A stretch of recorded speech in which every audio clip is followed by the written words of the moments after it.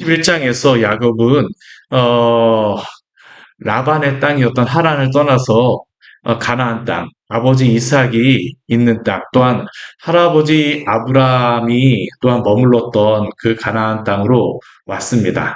하나님의 약속이 있는 땅으로 하나님의 말씀에 따라서 그는 출발한 것입니다. 그러나 이렇게 돌아오는 길이 우리가 앞에서 보았던 것과 쉽지 않았어요. 정말로 야곱이 돌아오겠다라고 하니까 삼촌 라반이 그를 붙잡고 또한 떠나지 못하도록 계속 위협하였고 마지막엔 어떻습니까? 600km나 되는 길을 야곱이 몰래 출발하였다라고 하여서 라반이 야곱을 쫓아서 왔습니다. 말이 600km지 한 7일 동안에 따라오려고 하게 되면 90km 이상, 100km 정도를 와야 되는 거리였었는데 라반은 그 정도까지 집요하게 왔습니다. 근데 하나님께서 어떻게 하셨습니까? 사실 라반은 야곱을 만나게 되면 해하고 자신의 그러한 딸들과 또한 모든 가족들을 가지고 가려고 했었는데 하나님이 지켜주셨습니다. 밤에 라반에게 나타나셔서 야곱에게 해하지 말라라고 하시고 또한 라반은 그러한 하나님의 야곱과 함께 하시는 하나님을 보자 라반은 두려운 마음이 들어서 야곱과 언약을 맺게 되어지죠. 그리고 어제 보았던 것 같이 갈레에서 언약을 맺게 됩니다. 이 갈렛이라고 하는 의미는 증거의 무더기입니다. 증거의 무더기. 근데 이 갈렛이라고 하는 언약의 무더기, 증거의 무더기를 쌓으면서 라반과 야곱이 했던 그 언약의 핵심, 약속의 핵심이 무엇입니까? 라반은 더 이상 야곱을 붙잡으러 이 갈렛을 넘어서 오지 않겠다는 그런 의미고요. 또한 야곱도 이 갈렛이라고 하는 그 돌무더기를 넘어서 가지 않겠다라고 하는 그러한 약속이 바로 이 갈렛이라고 하는 그러한 의미입니다. 근데 이게 참 중요한 게 뭐냐면 그 갈렛이 오늘 말씀에도 영향을 미치고 있는 겁니다. 왜 그럴까요? 야곱이 라반과 언약을 맺어서 이제 더 이상은 삼촌의 땅으로 내가 가지 않겠습니다. 나는 이제 하나님이 약속하신 그 땅에 살겠습니다라는 그런 약속을 가지고 살려고 하는데 그 땅으로 가려고 하는데 그 앞에 떡하니 누가 버티고 있습니까? 야곱의 형이었던 에서가 그 앞에 있는 겁니다. 전에 에서를 속이고 팥죽으로 자신의 그 장자권을 사고 또한 아버지와 형을 속이고 그 축복을 얻어서 도망갔을 때에 에서가 야곱을 죽이겠다고 해서 그 라반에게 도망갔던 것인데 여전히 자신의 형 에서가 그곳에 머물러 있습니다. 그곳에 가려고 해도 가기가 두려운 거예요. 그런데 어떻습니까? 돌아갈 수는 없습니다. 왜냐하면 뒤로 가게 되면 삼촌을 만나거든요. 갈렛이라고 하는 그 약속을 쌓았기 때문에 이제 돌아갈 것도 없어요. 그럼 이제 오직 무엇만 해야 됩니까? 하나님 의지하여서 앞으로 나아가야 됩니다. 오늘 말씀을 보게 되면 32장 1절 말씀을 보게 되면 이렇게 시작하고 있습니다. 우리 32장 1절 말씀 같이 한번 읽을까요? 야곱이 길을 가는데 하나님의 사자들이 그를 만난지라. 여기 하나님의 사자라고 하는데 이 사자들은 천사들을 의미합니다. 천사들. 하나님의 천사들이 그를 만났어요. 이것은 무엇을 의미하냐면요. 이전에 야곱이 라반의 집에 하란에 머물러 있었지만 하나님이 그곳에서 야곱과 함께하지 않으셨을까요? 아닙니다. 그곳에서도 함께하셨습니다. 야곱이 그것을 잘 몰랐던 것뿐이죠. 야곱과 하나님은 항상 함께 하셨습니다. 왜 그러냐면 하나님의 약속이 있었어요. 우리 앞에 28장 말씀에 보게 되면 이러한 약속, 그 베델에서 하나님이 그에게 주셨던 그러한 약속이 있습니다. 뭐라고 그에게 약속을 주십니까? 우리 28장 말씀 우리 보게 되면요.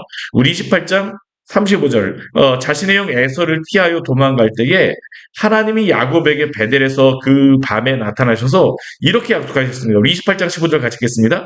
내가 너와 함께 있어. 내가 어디로 가든지 너를 지키며 너를 이끌어 이 땅으로 돌아오게 할지라.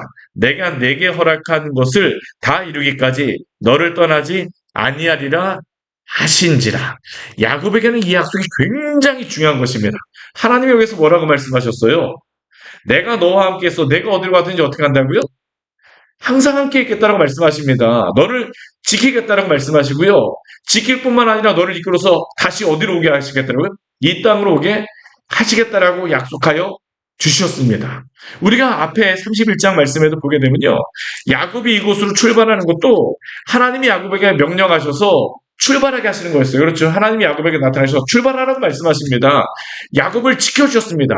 그 삼촌 라반에게서 10번씩이나 그 싹스를 받고 아내 없겠다라고 하는데 그 14년씩이나 종살이하게 만들었던 그 삼촌에게서 야곱이 어떻게 버틸 수 있었을까요? 하나님이 지켜주기 때문입니다. 하나님이 지켜주기 때문에요. 창세기 28장 우리가 방금 전에 읽었던 그 말씀은 야곱에게서 지켜주시고 또한 인도하셨던 그 은혜입니다. 라반에게서도 갈레앗에서도 언약을 세웠던 것이 하나님이 지켜주기 때문입니다. 라반이 야곱을 죽이겠다고 왔었는데 죽이지 않은 이유는 딱 한 가지뿐이요. 딱 한 가지예요. 야곱이 무서웠습니까? 아닙니다. 하나님이 라반에게 나타나셔서 그를 해하지 말라고 명령하셨기 때문입니다. 그러면 야곱이 이전에 하나님이 함께 하셨을까 안 하셨을까요? 함께 하셨습니다. 오늘 32장 1절 말씀을 보게 되면 그 증거가 여기서 나오는 겁니다. 이전에 함께 하셨음에도 불구하고 야곱이 그것을 잘 모르고 살았었는데 이제 이곳에 들어왔을 때 하나님이 함께 하심을 분명히 보여주게 되죠. 특별히 이것을 보여주시는 이유가 있습니다. 오늘 2절 말씀에 보게 되면요. 이 하나님의 사자들을 야곱이 무엇이라고 부르냐면요. 하나님의 군대라고 부릅니다. 군대. 그리고 그 땅 이름을 뭐라고 부르냐면 마하나임이라고 부릅니다. 마하나임. 오늘날에도 이스라엘 지역에 가보게 되면 이 마하나임 이 지역이 있습니다. 그곳이 요새와 같아요. 요새와 같아갖고 여기에 그 쉽게 쳐들어갈 수 없는 들어갈 수 없는 그러한 곳인데 높은 곳에 있고 이 야복강이 중간 이렇게 흘러가고 거기를 쉽게 건너가거나 뭐 점령할 수가 없는 그러한 곳입니다. 근데 그곳에 이 마하나임이라고 하는 의미는 이게 어떤 의미가 있냐면 이게 주둔지, 군대의 주둔지라고 하는 의미도 있고요. 군대라는 의미도 있습니다. 근데 여기에서는 마하나임이 주둔지라는 의미보다는 무엇으로 쓰였을까요? 군대라는 의미로 다 쓰인 거예요. 야곱이 그 천사를 보면서 하나님의 군대이구나. 근데 이 마하나임이라고 했는데 임이라고 하는 단어의 이 의미가 뭐냐면 이 히브리어에 보게 되면 임자라고 하는 단어가 들어가게 되면 이 어떤 의미냐면 쌍수라고 해서 우리 영어 보게 되면 단수 복수 있잖아요. 그렇죠? 근데 히브리어에는 여기 한 가지 수가 더 있습니다. 성수가라고 돼 있어. 뭐냐면 쌍수라는 게 있습니다. 그 단수하고 복수뿐만 아니라 쌍수는 두 개가 있다는 것을 나타내는 게 바로 이 쌍수입니다. 그러니까 이 하나님의 군대가 있는데 몇 군대가 있다는 몇 부대가 있다는 겁니까? 두 부대가 있다는 게 바로 이 마하나임이라는 의미입니다. 하나님의 천사들이 한 부대만 온 게 아니고요. 두 부대가 가고 야곱에게 함께 하시겠다라고 하신 그 약속과 같이 보여주신 겁니다. 누구 만나기 전에요? 에서 만나기 전에. 에서를 만나기 전에 두려워하는 야곱을 아시고 두 군대가 야곱을 지켜주는 것을 보여주시고 증명해 주셨어요. 이것을 보게 되니까 야곱의 마음이 어떨까요? 이게 마음이 업되는 겁니다. 우리도 그렇잖아요. 누군가 우리와 함께하고 무엇인가 분명히 보여지고 경험하게 되면, 체험하게 되면, 무엇인가 그 믿을 구석이 있게 되면 막 힘이 나잖아요. 그렇죠? 야곱도 그런 겁니다. 하나님이 여기에 천사를 보내주셔서 나를 지켜주시는구나. 그러니까 우리 3절 말씀을 보면 야곱이 어떻게 하냐면 세일 땅 에돔들에 있는 형 에서에게 자기들보다 앞서 사자들을 먼저 보냅니다. 이 하나님의 사자들이 야곱을 와서 만났는데 야곱도 하나님의 사자들을 보내면서 나도 나의 사자를 형 에서에게 보내야 되겠구나 하고 나서 사자들을 앞서 보내는 겁니다.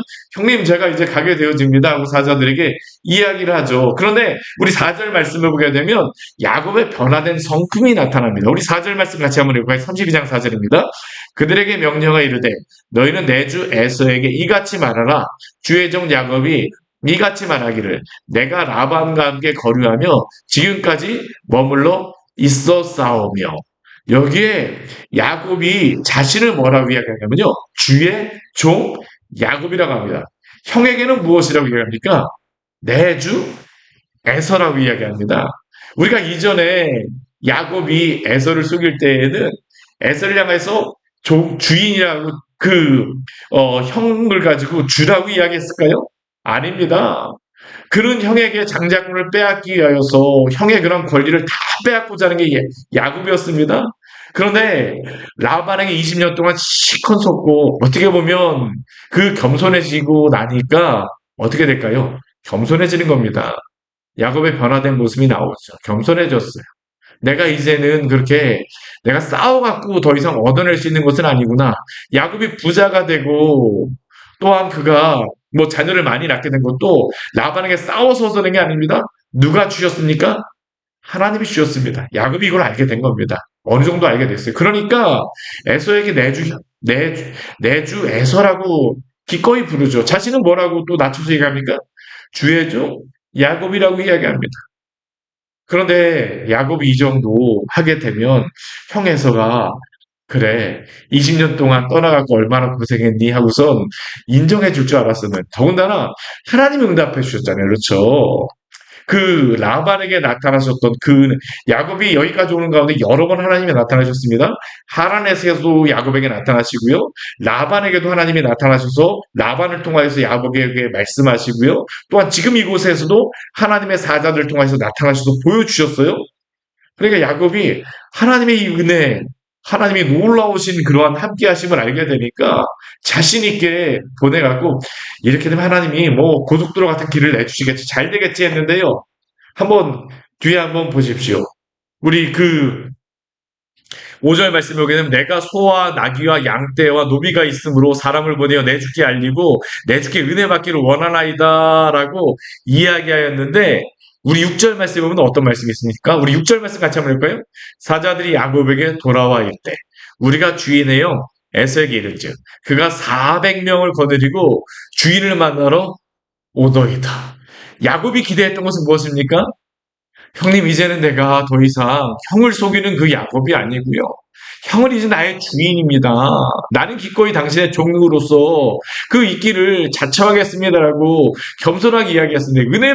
은혜를 받기를 원합니다라고 겸손히 이야기했는데요. 형은 거기에 대한 반응이 뭐냐면 400명의 장정들, 군대를 거느리고 있는 겁니다. 400명 에서가 환영한다고 하게 되면 뭐 장정을 건드리고 올 필요가 없잖아요. 이 장정들은 무엇일까요? 군대입니다. 군대. 야곱이 아무리 성공했다 할지라도요. 400명의 군대를 다녀낼 수는 없거든요. 야곱의 마음이 어떨까요? 갑자기 더 두려워진 겁니다. 오늘 7절 말씀을 보면 그래서 이렇게 말씀하고 있죠. 야곱이 심히 두렵고 답답하여. 이게 우리가 신앙적인 그러한 낙심이나 여러 가지 낙심에 빠질 때, 실망할 때가 언제냐면요. 무엇인가 굉장히 잘 되고 계획적으로 잘 되다가 갑자기 무엇인가 내 계획대로 안 되고 반대 일이 일어나면 어떻습니까? 잘 되던 게 오히려 더 낙심하게 되는 이유가 되잖아요. 그렇죠? 지금 야곱에게 그런 겁니다.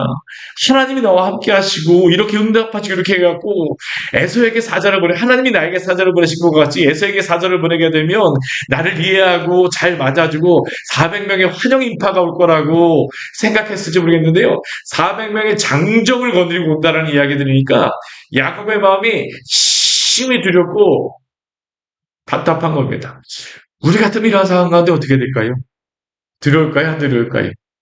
근데 여기 한 가지 빠진 점이 있습니다. 무엇일까요? 사실 이 400명의 사람들이 오지만 에서가 400명의 장정을 거느려 온다 그래서 그 마음이 어떠한 태도로 오는지는 알지 못하는 겁니다. 대부분 우리가 걱정하는 것들을 보게 되면요. 앞으로 실제로 우리가 맞닥뜨린 것보다는 무엇 때문에 많이 걱정합니까? 아직까지 일어나지도 않은 일, 무엇이 결정되지도 않은 일 때문에 걱정하죠. 우리가 이제 뒤에 보게 되면요. 에서가 야곱을 만나면 어떡합니까? 얼싸안잖아요. 그렇죠. 환영해 주잖아요. 근데 지금까지 야곱은 이것을 압니까? 몰라요. 그렇죠. 근데 야곱은 이러한 일이 있자 두려운 마음만 있죠. 근데 왜 두려워할까요? 하나님을 보지 못하기 때문입니다. 이게 참 아이러니한 거죠. 하나님의 그 은혜가 있음에도 불구하고 방금 전까지만 해도 그 은혜를 누렸음에도 불구하고 용기 백배했음에도 불구하고요.